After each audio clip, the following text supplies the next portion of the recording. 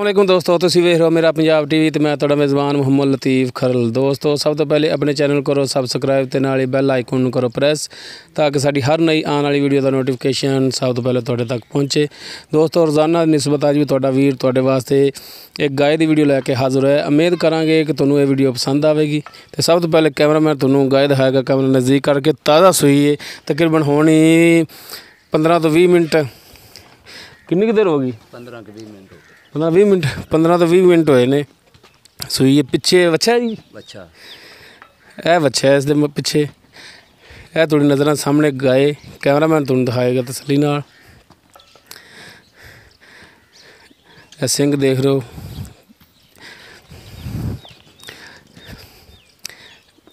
यह मुकम्मल इसका कद, हर एक चीज़ तुहानूं दिखावांगे तसल्ली नाल।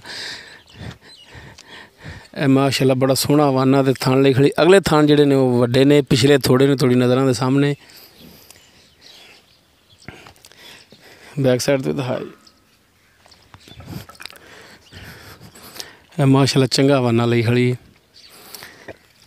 बाकी मालक तो पूछांगे किनमा सूआ है, की इहदा हिसाब किताब दुध दा, नस्ल जात इहदी की है, ये सारियां आपां तसल्लियां करांगे मालक तो।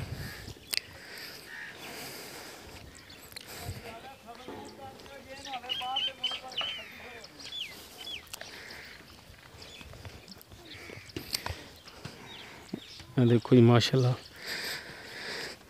ताज़ा सूई हली 15-20 मिनट ही होए ने। बाकी हुण मालक तो इहदा जिहड़ा हिसाब किताब पुछ लैने कि सिगरट सिट दो जी। सिगरट सिट के आया जी, गनाह हुंदा है वीडियो विच। ऐं नूं आओ माड़ा इधर मुँह करो, इधर आ जाओ, इस बंदे वाले मुँह करो। अस्सलाम वालेकुम जी। वालेकुम सलाम। की हाल चाल ने? ठीक भाई जान। की नाम है जी अपना? शौकत।